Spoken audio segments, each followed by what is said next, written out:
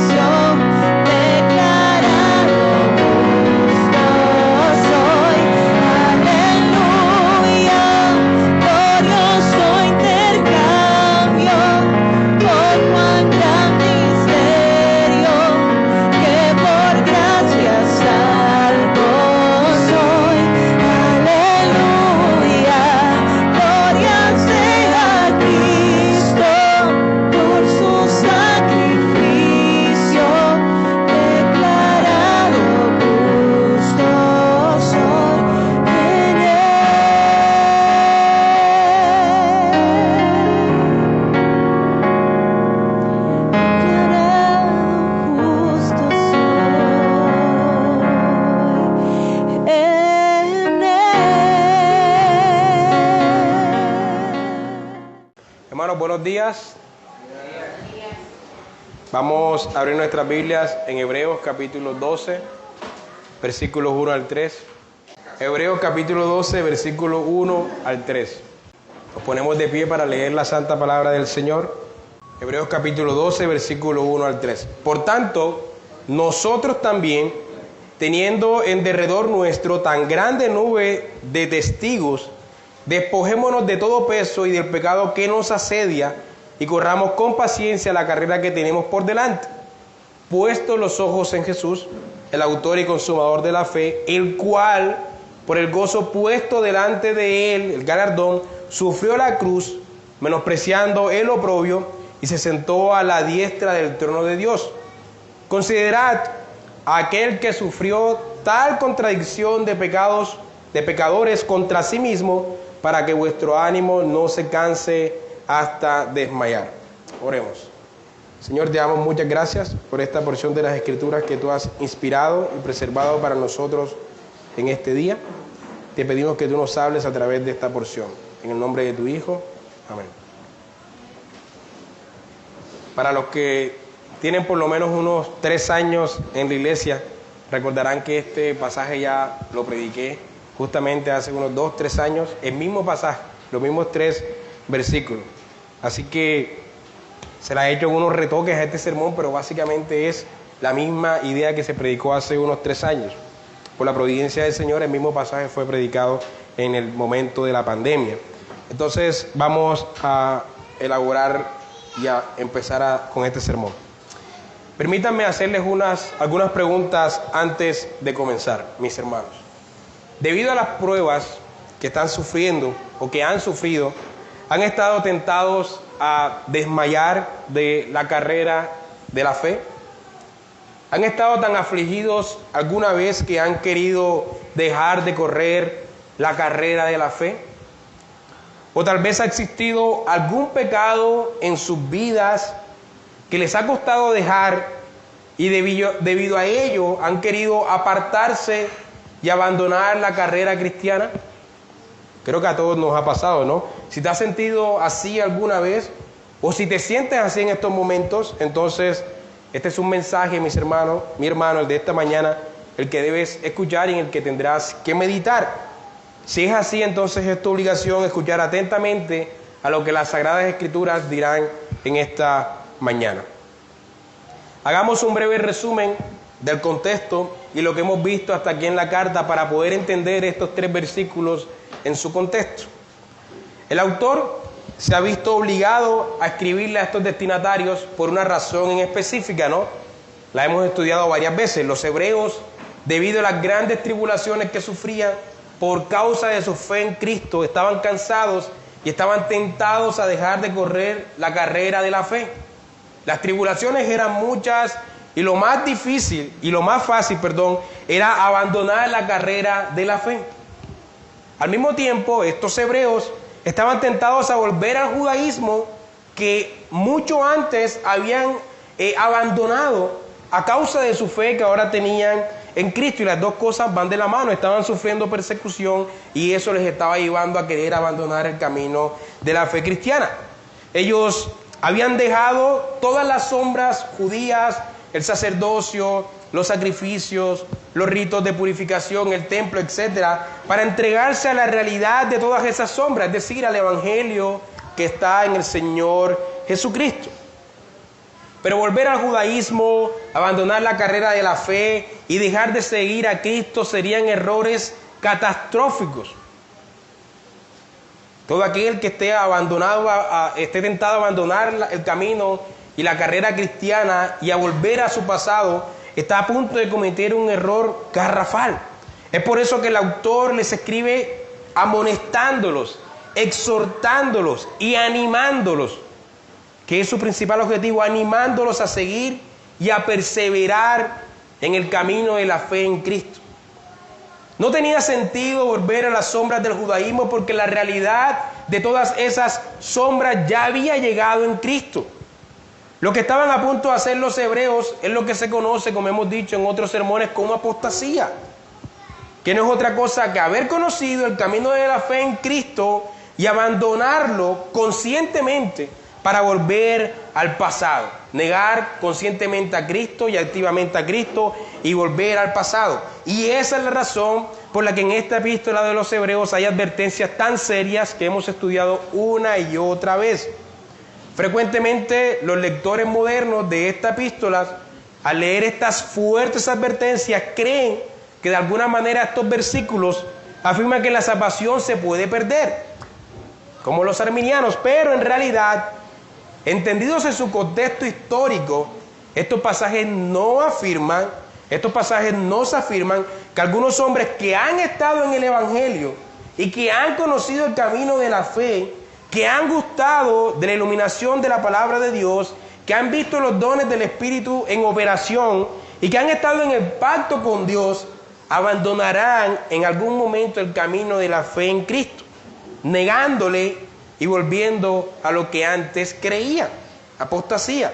Tales individuos nunca fueron salvos, así que no perdieron algo que no se puede perder porque nunca lo tuvieron.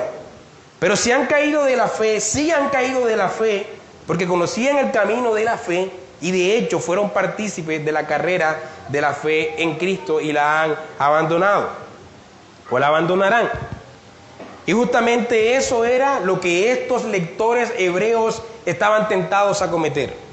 Por esa razón el autor de esta epístola usa esas advertencias tan fuertes para que tal vez por medio de esas advertencias y estas explicaciones que parecen redundantes una y otra vez diciendo las mismas cosas, ellos puedan recapacitar y reflexionar en sus caminos y en vez de abandonar la carrera de la fe cristiana, la corrieran o la corran con más resistencia y con más confianza que antes.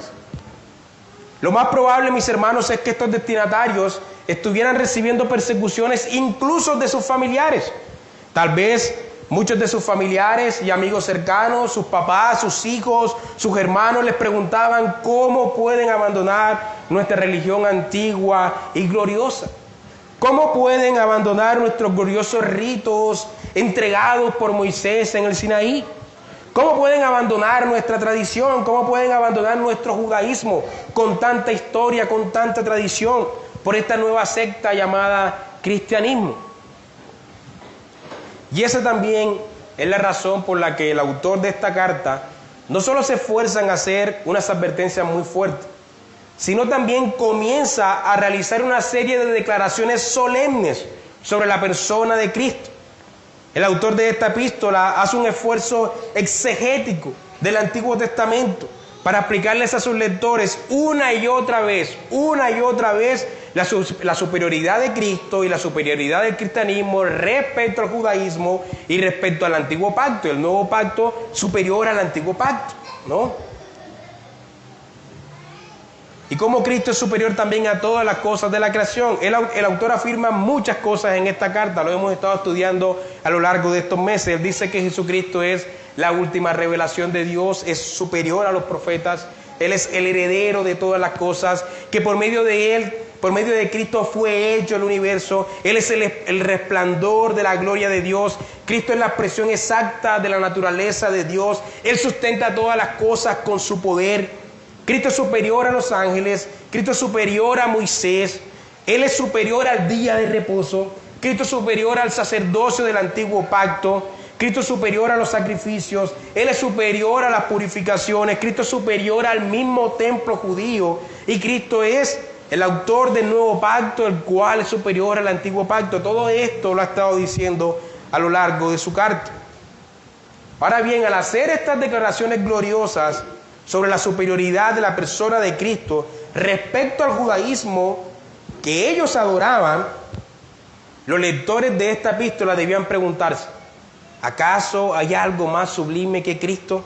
¿Cómo puede el antiguo pacto ser superior a lo que Cristo ha traído? ¿Acaso existe una religión más gloriosa que aquella que tiene la fe puesta en Cristo? ¿Acaso existe un Salvador más poderoso que el que nos enseña este evangelio que está predicando este autor de Hebreos? Entonces, ¿acaso no vale la pena perseverar en la carrera de la fe, hebreos? ¿Acaso no vale la pena seguir en la carrera de la fe y soportar las pruebas que podamos sufrir? No importa si vienen de nuestros familiares o del que sea, de nuestros amigos cercanos. Cristo es superior a eso. Y es en ese contexto en el que debemos interpretar nuestro pasaje en el día de hoy, mis hermanos.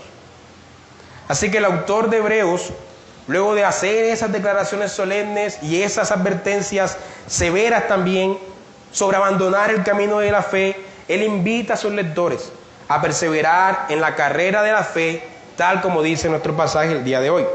Este pasaje lo he titulado, o este sermón lo he titulado, Corramos con los ojos puestos en Cristo.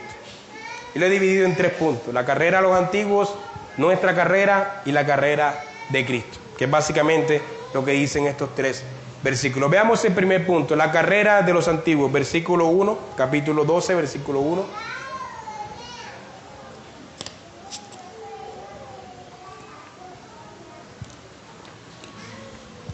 Por tanto, nosotros también, teniendo en derredor nuestro tan grande nube de testigos, detengámonos ahí, el autor de Hebreos está introduciendo aquí una analogía en la que él comienza a comparar la perseverancia en la fe cristiana con una carrera de atletas paganos, ¿sí? Sabemos que los cristianos de la época no competían en estos eventos, en este atletismo, pero sí estaban familiarizados con ellos, vivían en ese mundo, estaban familiarizados con esas carreras. Y por eso el autor introduce esta imagen, es decir, para hacer una analogía entendible a sus lectores entre la carrera de la fe y los deportes de aquella época. Ahora bien, en una carrera, lo primero que tenemos son espectadores en los estadios. Y ese es el primer punto a desarrollar. La pregunta es, ¿quiénes son esos espectadores? El autor comienza diciendo, por tanto, y esto por supuesto es un conector que quiere conectar, valga la redundancia, lo que se ha venido diciendo con lo que se va a decir a continuación. En el contexto inmediato, en los 2 últimos sermones que hemos tenido en esta epístola a los Hebreos, el autor ha venido desarrollando la idea que vemos en el capítulo 11, ¿no? Ahí en ese capítulo hay una serie de ejemplos bíblicos de personajes que han corrido y perseverado la carrera hasta el final. Se ha explicado lo que es la fe, la convicción de lo que no se ve, la esperanza de lo que se espera, la esperanza en el galardón, y se ha puesto los ejemplos de ellos, cómo ellos por fe han corrido la carrera y han llegado hasta el final. Estos personajes, como Abraham, como Moisés, como Noé, son testigos para nosotros de que el que comenzó la buena obra la perfeccionará hasta el final. Y el autor inmediatamente agrega, nosotros también, dando a entender que al igual que los santos y testigos de la fe que nos ha narrado en el capítulo 11, nosotros también estamos en una carrera de fe similar. Y después dice, teniendo en derredor nuestro tan grande nube de testigos. Y la mayoría de los teólogos concuerdan que la palabra que se traduce aquí como nube tiene la intención de comunicarnos una analogía que tiene que ver con los testigos en las gradas de una carrera de aquella época, como si fuesen los testigos los que están en el capítulo 11, como si ellos estuviesen en las gradas, ¿no? Pero la idea aquí no es como si ellos nos estuvieran viendo a nosotros. La idea aquí es que miremos al cielo y cuando observemos esas gradas, veamos muchos ejemplos de hombres débiles que estuvieron sujetos a las mismas pasiones y dificultades que nosotros, en las que nosotros estamos sujetos hoy, y que han corrido la misma carrera en la que nosotros estamos actualmente corriendo y que ahora están sentados ahí siendo testigos. No que ellos nos están viendo ahora, los muertos no nos ven a nosotros, solamente Dios puede hacer eso. Pero es que nosotros veamos ahí cómo ellos son ejemplos de aquellos que corrieron y ahora están ahí sentados como testigos. A estos hombres podemos observarlos mientras corremos nuestras propias carreras y podemos tenerlos como testigos y ejemplos de hombres débiles y frágiles que han perseverado en la carrera de la fe. Ellos son testigos porque ellos compitieron la misma carrera que nosotros estamos corriendo. Ellos son testigos porque ellos pueden dar fe de que las promesas que Dios les hizo se cumplieron. Ellos son testigos porque con sus vidas frágiles nos dan testimonio de la fidelidad de Dios hacia ellos. Y por tanto nos pueden inspirar en nuestra propia carrera. Pero también son testigos porque tenían su fe puesta en Cristo. Y Él les sostenía. Ellos corrieron una carrera y vencieron, y la fidelidad de Dios que les acompañó a ellos la que acompañó a Abraham, la que acompañó a Noé, la que acompañó a Moisés, ahora nos acompaña a nosotros. Estos son los testigos que están en el estadio mientras nosotros corremos. La idea aquí es esa, no que ellos nos observan, sino que nosotros veamos la fidelidad de Dios con ellos y podamos cobrar fuerza mientras nosotros corremos.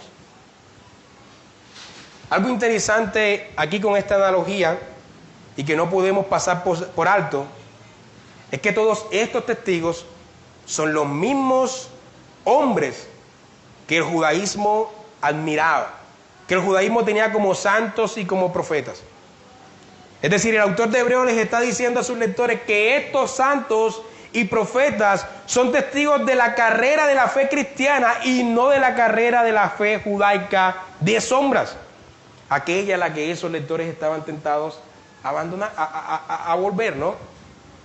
Es interesante que, me imagino que en la predicación anterior lo tocaron, ¿no? Es interesante que cuando se habla de Moisés, dice que Moisés prefirió los vituperios de Cristo que ser hijo de la hija de Faraón, ¿no? Prefirió esos vituperios. Y el judaísmo tenía a Moisés como el gran ídolo, ¿no? El hombre que les trajo la ley. Uno de estos testigos de la fe fue Noé, ¿no? Recordemos cómo Dios le advirtió de cosas que nunca se habían visto. Dios le mandó a construir un arca porque caería un diluvio. Durante muchos años, y esto es lo que llama Sproul, leer la Biblia existencialmente. Existencialmente, póngase en la piel de los protagonistas. Imagínense que usted es Noé y Dios le manda a construir un arca porque va a pegar un palo de aguacero, como decimos acá, que nunca se ha visto en la historia de la humanidad. O sea, ¿qué te va a decir la gente? ¿Qué te van a decir tus familiares? Incluso podemos pensar que los mismos familiares de Noé le decían, estás loco. Y después fueron participantes de esa salvación, ¿no? Toda la gente diciendo, este hombre está loco. ¿Cómo va a caer una lluvia que va a inundar el mundo? Eso nunca ha pasado, eso es imposible. Lo llamaron loco y posiblemente recibió toda clase de burlas y toda clase de crítica, y aún así seguía construyendo un arca que le tomó seguramente muchos años construir. Y aún así soportó y no dejó de creer. Y por esa misma razón el autor de Hebreos nos dice en el versículo 7 del capítulo 11 que con esa fe condenó al mundo incrédulo y fue hecho heredero de la justicia que viene por la fe. No es un testigo que la justicia y la salvación vienen por fe y no por las sombras y los ritos veterotestamentarios. Noé vivió en una época antes de que existieran esos ritos y fue justificado por fe. Igual que Abraham, creyó a Dios y Dios lo justificó por fe sin sacrificar ningún animal, sin practicar los ritos del antiguo pacto. Y además, él es testigo, Noé es testigo de la fidelidad de Dios. Noé tuvo la convicción de lo que no se ve, pero también la certeza de lo que se espera, es decir, la certeza en el galardón. ¿Y qué diremos de Abraham, mis hermanos? Pónganse nuevamente, de una forma existencial, pónganse en los pies de Abraham. Abraham vivía cómodamente en su tierra y Dios le llamó, le dijo que lo dejara todo, que saliera a una tierra que era desconocida para él. Abraham lo hizo con plena certeza de fe. Luego Dios le dijo que tendría un hijo. Y esperó, hermanos, y nada que se cumplía la promesa. Pero cuando llegó la promesa tenía 100 años él y 90 años su esposa. Por eso le puso a Isaac, ¿no? Risa, porque ella se rió de eso. O sea, ¿cómo era posible tener un hijo a esa edad? Y luego de tanto esperar, cuando ya su mujer era estéril, le nació Isaac como cumplimiento de esa promesa. Pero luego que nació Isaac, después de tanto esperarlo, Dios le pide que se lo sacrifique. ¿Qué pudo pensar Abraham? ¿Acaso Dios es loco? O sea, me lo prometió y ahora dice que se lo sacrifique. ¿Qué locura es esta? Y Abraham, mis hermanos, sin dudarlo, va e intenta sacrificarlo con plena certeza que aquel que había dado a su hijo, como cumplimiento de una promesa, era poderoso incluso para volverlo a traer a la vida, para resucitarlo. Abraham fue el primero que creyó en la resurrección. El primero en creer en la resurrección. Por fe dijo algo que no conocía sobre la resurrección. Él dijo, por fe, Dios es capaz de revivirlo. El primero en creer en la resurrección. Y de esa manera Abraham es testigo para nosotros de la fidelidad de Dios, pero también es testigo de la fe en Cristo. Pues dice el apóstol Juan que Abraham vio el día de Cristo y se gozó, ¿no? Abraham vio el día de Cristo y se gozó. ¿Cómo lo vio? ¿Acaso viajó al futuro en una máquina del tiempo y vio cómo Cristo estaba siendo crucificado? ¿O tal vez en una visión vio a Cristo crucificado? ¿O lo vio por fe? Era la fe en el Dios Trino la que le permitía perseverar hasta el final. Este padre de la fe del judaísmo, en el que los judíos tenían sus ojos puestos y su confianza, ellos creían que era salvo simplemente por ser descendientes de Abraham. Él era un testigo de la fe en Cristo. Abraham vio a Cristo y se gozó. Y los hijos de Abraham, que se enorgullecían de ser de Abraham, no veían a Cristo. Incluso cuando practicaban unas sombras que apuntaban a Cristo. Así que Abraham es un testigo de la fe en el mismo Cristo que los judíos se empeñaban en rechazar. Los lectores de esta epístola debían ver eso. Nosotros queremos volver a esta sombra, pero aquel que tanto admiramos a Abraham es testigo de aquello que queremos rechazar o de aquello que el judaísmo está rechazando. Abraham tuvo la convicción de lo que no se ve y la certeza de lo que se espera. ¿Y qué tal si hablamos de Moisés? Vivía en palacios, nieto del poderoso faraón. ¿Quién no quiere una vida así, mis hermanos? En aquella época, por supuesto. Vivir en el palacio, ser el nieto del hombre más poderoso de Egipto. Y estamos hablando de que el Egipto que tenía cautivo a Israel fue el Egipto más poderoso que ha existido en la tierra. No fue el Egipto de la época del Imperio Romano, que era un Egipto débil. Fue el Egipto más fuerte. Los faraones de esa época, las momias o los cadáveres que se encuentran de los faraones de esa época son cadáveres ricos, llenos de mucho oro, porque ellos se enterraban con todo su oro. Ellos creían que lo necesitaban para la vida venidera. Y de esa manera es que podemos saber que esa época fue una época de mucha riqueza en Egipto. Moisés tenía toda la riqueza del mundo allí, en la casa del faraón. Pero él prefirió ser miembro del pueblo de Dios y recibir maltrato junto con ellos. Como dice el versículo 26 del capítulo 11, teniendo por mayores riquezas. No lo que el faraón tenía en su casa, no toda esa riqueza y toda esa gloria con la que contaba Egipto en aquella época. Él tuvo por mayor riqueza los vituperios de Cristo. Teniendo por mayor riqueza el vituperio de Cristo que los tesoros de los egipcios. Porque tenía la mirada ¿dónde? En el galardón. Este también es un testigo de la fidelidad de Dios y un testigo de cómo la fe en Cristo nos permite perseverar en la carrera hasta el final, incluso si tenemos tesoros alrededor que nos quieren intentar abandonar la carrera cristiana. Moisés no tenía sus ojos puestos en el tesoro, sino en el Cristo que galardonaba. El gran profeta del judaísmo no había hecho otra cosa que poner su fe en Cristo, en el mismo Cristo que los judíos rechazaban. Y estos hombres, mis hermanos, que son solamente unos cuantos testigos de todos los que los narra el autor de Hebreos en el capítulo 11, no tuvieron la revelación especial completa, hermanos, la Biblia, tal como la tenemos nosotros hoy. Ellos solo veían una sombra. Veían en sombra lo que había de venir. Cuando Abraham vio el día de Cristo, vio a Cristo, pero mucha oscuridad en esa visión. Pero en la fe todo se aclara. Tenía una gran fe, pero tenía muy poca información. Moisés con muy poquita información, prefirió los vituperios de Cristo que los tesoros de los egipcios. Ellos miraban la promesa de redención a futuro y esperaban las promesas en Cristo. Y miren cómo son testigos para nosotros de fe perseverante en Cristo. ¿No se esperaría un poco más de nosotros?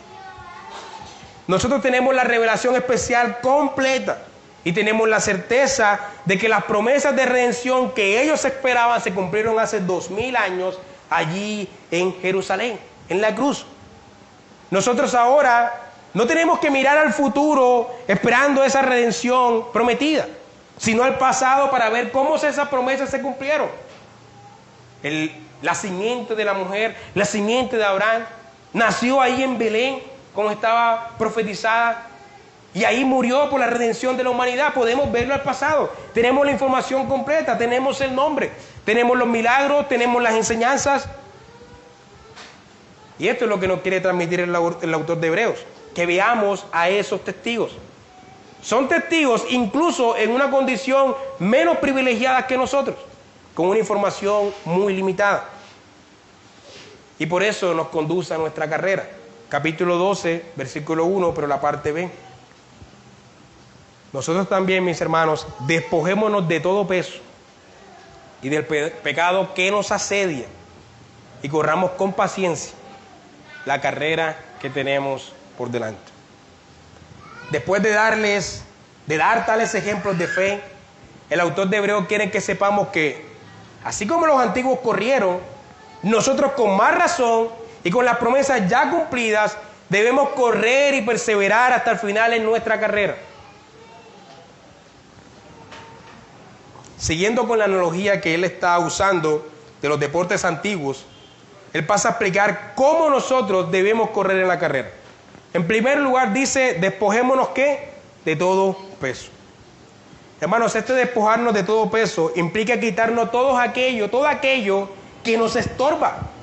Los atletas, cuando iban a competir, usaban la ropa que les hiciera sentir más cómodo para correr. Lo mismo ocurre hoy. Usted nunca va a ver un atleta corriendo con un bolso encima. Eso sería absurdo, eso le va a quitar velocidad. Tienen los zapatos más ligeros, la ropa más ligera, incluso no tienen grasa, nada, todo lo más ligero posible para poder correr lo mejor posible. Eso es quitarse todo peso de encima. Los atletas necesitan estar en forma y no llevar en la competencia ningún peso extra que les vuelva lento. Eso es, por supuesto, el autor Pablo dice que el ejercicio corporal para poco aprovecha, ¿sí? Porque la analogía no es esa, pero dice que la piedad para todo aprovecha. La piedad es esa preparación, es eso que nos quita todo peso de encima. De igual forma, nosotros en nuestra carrera debemos despojarnos de todo, mis hermanos, lo que nos impida correr nuestra carrera de fe. ¿Cuáles son aquellas cosas, mi hermano, que no nos deja correr firmemente nuestra carrera? O que no te deja correr firmemente tu carrera. ¿Cuáles son aquellas cosas que te están estorbando y que sirven como un peso extra que te impiden correr tu carrera fielmente? Una persona, un trabajo, un objeto. ¿Qué es? Medita en eso en esta mañana. ¿Qué cosa es aquello que es un peso extra en tu carrera de fe? En segundo lugar, el autor agrega, y el pecado que nos asedia. El pecado es algo muy pesado con el que cargamos. El pecado nos detiene en la carrera. Los pecados nos quitan el gozo y nos deprimen. En muchas ocasiones esos pecados que nos han deprimido y nos han quitado el gozo nos impiden seguir corriendo nuestra carrera de fe por mucho tiempo. Esos pecados con los que luchamos día a día nos entristecen. Y nos entristecen tanto que nos desalientan y nos impiden correr por mucho tiempo. Estos pecados son los que nos debemos quitar de encima. Esos pecados que te impiden correr. Pídele a Dios gracias para que Él te dé la victoria sobre esos pecados que te desalientan y te detienen en tu carrera de fe. No sé si alguno ha leído el libro o visto la película del Progreso del Peregrino, ¿no? Los que están familiarizados con este escrito, con esta película, sabemos que Cristiano, que es el protagonista, no podía iniciar su carrera a menos que se despojara de todo ese peso, una bolsa inmensa que tenía en su espalda, que no lo dejaba correr, ese peso y culpa que tenía encima. Correr la carrera con ese peso era algo imposible. Él nunca llegaría a la meta con ese peso. Y para poder correr la carrera firme y perseverantemente, él tuvo que deshacerse de todo ese peso, lanzándolo ¿a dónde? A los pies de Cristo, a la cruz, en la cruz. Y esa es una buena ilustración para mostrarnos la necesidad de despojarnos de todo ese peso y de todo ese pecado que nos asedia, que nos ataca, que nos mantiene allí, que no nos deja avanzar, nos tiene siempre atacando, lanzándolo a los pies de Cristo, creyendo en la justificación en Él. Eso hace que el pecado deje de acusarnos y pidiéndole a nuestro Señor entonces que nos quite ese peso de encima. Y en tercer lugar, una vez hecho esto, una vez estamos ligeros, livianos, no tenemos ningún peso extra, el autor agrega, y corramos con paciencia la carrera que tenemos por delante. Cuando ya no hay peso, entonces podemos correr bien. Eso es lo que el autor nos quiere decir, que nos quitemos todo ese peso, que nos despojemos de todo ese pecado y entonces ahora sí corramos la carrera y que la corramos con paciencia. Y esta palabra que se traduce aquí como paciencia, siempre, casi siempre, en la epístola a los Hebreos, cada vez que aparece la palabra paciencia, en realidad es perseverancia. No es una invitación a relajarnos. Esta palabra tiene un sentido de resistencia, de perseverar, de disciplina, de lucha. Por eso la traducción más precisa es corramos con perseverancia, con resistencia, con lucha, con fuerza. La idea de esta palabra no es la de calmarte, relajarte, no, porque eso es lo que entendemos por paciencia. La idea aquí es la de resistir, aguantar, persevera, ¿sí? Persevera. Debemos correr con perseverancia, porque muchos comienzan la carrera y no la terminan, porque no la resisten. Es fácil comenzar la carrera, pero difícil es terminarla. Ahora, esto no impide que tropecemos, por supuesto que vamos a tropezar. A lo largo de nuestra carrera, muchas veces hemos tropezado y esas no van a ser las últimas veces que tropezaremos. Seguiremos tropezando, pero el Señor siempre nos ayudará porque ninguno de los suyos se podrá perder, siempre te va a levantar. El que comenzó la buena obra, la perfeccionará hasta el final, hasta el fin. Un creyente podrá tener caídas terribles y caídas muy serias, tal vez caídas duraderas, pero él nunca caerá de la gracia de Dios, porque fiel es el que lo ha prometido. Y tenemos esa nube de testigos como ejemplo de esto para nuestro consuelo. ¿Cuántos años pudo estar David caído? ¿Cuántos años pudo estar David caído? Mandó a asesinar a Urías, se acostó con su mujer, tuvo un golpe de estado de su hijo Absalón. ¿Cuántos años pudieron pasar? Y David, el hombre conforme al corazón de Dios, estaba caído, pero aún así, el que comenzó la buena obra, la terminó en él. Nosotros caeremos, mis hermanos, pero tenemos la certeza de que Dios nos levantará. Esto es nuestro consuelo, para que así podamos correr hasta el final. La vida cristiana no es una carrera de 100 metros. Hay un pastor muy famoso que dice esta frase. La vida cristiana no es una carrera de 100 metros. La vida cristiana es una maratón de resistencia. Toda la vida va a ser así. La vida cristiana no es una carrera breve. La vida cristiana es resistir y resistir hasta el final. Pero poderoso es Dios para ayudarnos a perseverar.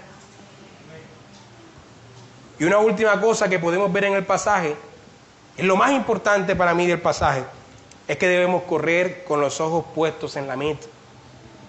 Y esto nos conduce al tercer punto, la carrera de Cristo. Versículo 2. Puestos los ojos, ¿dónde? En Jesús, el autor y consumador de la fe, el cual, por el gozo puesto delante de él, sufrió la cruz, como Moisés sufrió los vituperios, menospreciando el oprobio, y se sentó a la diestra del trono de Dios. Aquí se nos da otra explicación sobre cómo correr la carrera. Todo atleta, mientras corre, tiene sus ojos puestos ¿dónde? En la meta. Y nuestra meta es el Señor Jesucristo. Debemos quitar los ojos de nosotros mismos y ponerlos en Él. No debemos distraernos mirando en direcciones que no debemos, sino que debemos mirar en todo momento a nuestro Señor Jesucristo. Separados de Él, nada podemos hacer, dice el apóstol Juan. No podemos quitar los ojos de Él. No podemos quitar los ojos de Cristo. En nuestros ojos, así como ocurrió con los santos del Antiguo Testamento, de acuerdo al autor de Hebreos en el capítulo 11, tenían sus ojos puestos en Jesús para su salvación y su justificación, y de la misma manera nuestros ojos deben estar puestos allí en Jesús.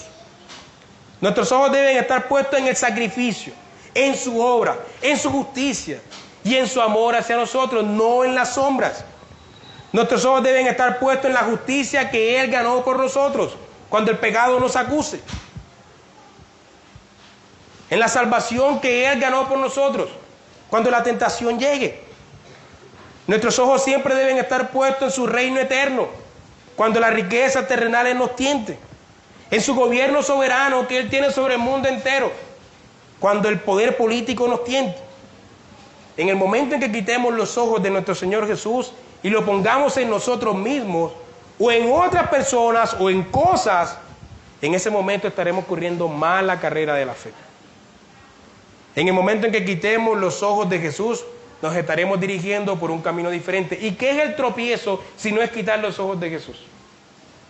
Cuando un atleta tropieza en su carrera, cuando ha quitado sus ojos de la meta, ahí es cuando vienen los tropiezos.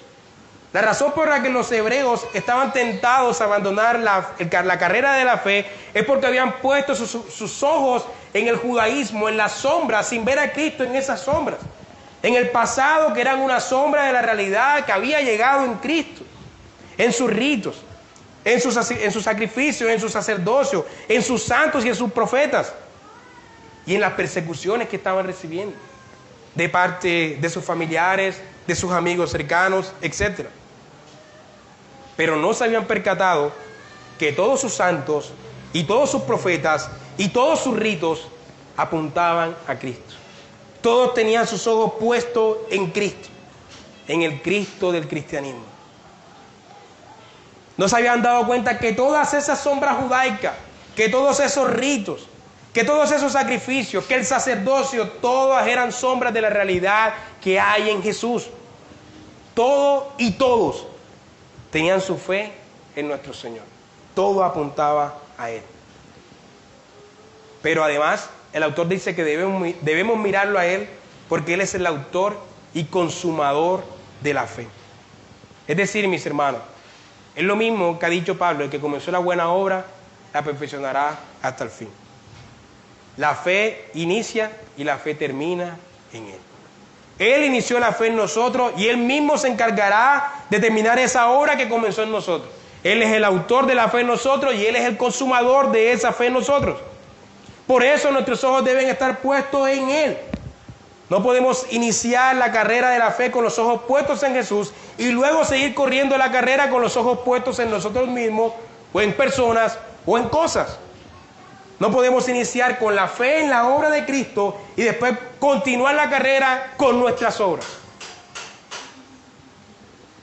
La vida cristiana comienza con la fe en la obra de Cristo, se mantiene con la fe en la obra de Cristo y termina con la fe en la obra de Cristo. La fe que nos justifica en Cristo, mis hermanos, es la misma fe que nos sostiene a lo largo de la carrera, porque es una fe puesta en la misma meta: Cristo. Debemos poner nuestros ojos en Él, porque no solamente Él nos dio la fe, sino que Él se encarga de sostenernos día a día y porque Él se encargará de terminar esa obra que comenzó en nosotros. Él se encargará de preservarnos y guardarnos hasta el final. Él es la fuente de nuestra fe, Él es el objeto de nuestra fe y Él es la meta de nuestra fe. La fuente, el objeto y la meta de nuestra fe. Por eso es que nuestro pasaje en el capítulo 10, el último versículo dice: el justo por la fe vivirá. La fe que lo justifica es la fe que lo sostiene. El justo vive por fe, no por sus obras. El justo vive por la fe. La fe lo sostendrá. Pero además debemos poner nuestros ojos en Cristo porque Él es el supremo ejemplo de fe.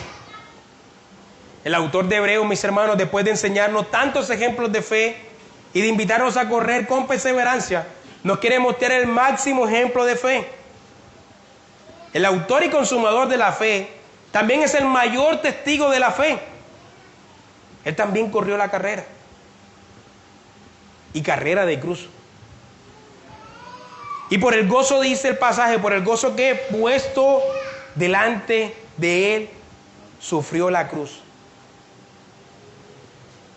Es decir, por la certeza de lo que se esperaba. Por la certeza del galardón. Así debemos correr igual nosotros. Por el gozo puesto delante de nosotros, podemos sufrir las tribulaciones. Podemos sufrir el oprobio.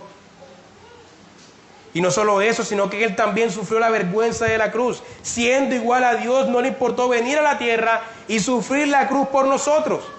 Por eso menospreció el oprobio. El encarnarse ya era una humillación, pero él sabía que de la cruz, después de la cruz, venía el gozo. Después de la cruz venía el galardón. Y por tanto, después de la cruz, se sentó a la diestra del Padre, gobernando sobre toda creación. Y dice las Escrituras que todos nosotros estamos sentados junto a Él, en los lugares celestiales, reinando con Él. Los que corren la carrera deben tener la fe puesta en el galardón. Y siguiendo a nuestro Señor Jesús deben menospreciar el oprobio y las tribulaciones. Y poner la mirada en aquello que vendrá cuando finalicemos la carrera de la fe con fe. Por eso el autor de Hebreos termina diciendo el versículo 3, considerad, mis hermanos, considerad a aquel que sufrió tal contradicción de pecadores contra sí mismo, para que vuestro ánimo no se canse hasta desmayar. Mis hermanos, dice el versículo 4, porque aún no habéis resistido hasta la sangre, combatiendo contra el pecado. ¿Quién aquí ha tenido una tentación donde ha sudado sangre? Y entonces, ¿acaso no perseveraremos teniendo la victoria asegurada?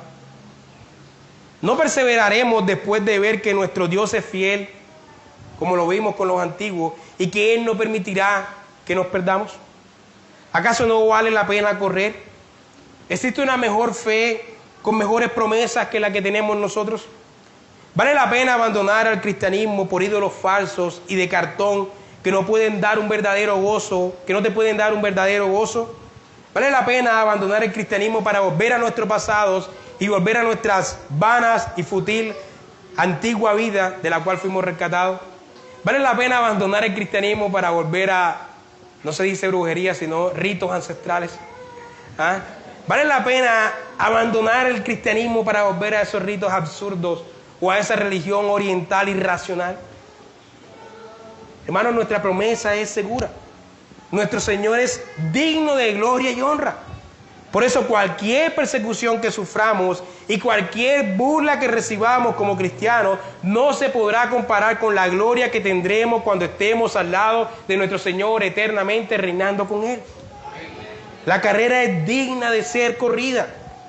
Corramos, mis hermanos, sabiendo que hay testigos que han corrido la carrera antes de nosotros y vemos la fidelidad de Dios en ellos. Ellos vieron la fidelidad de Dios.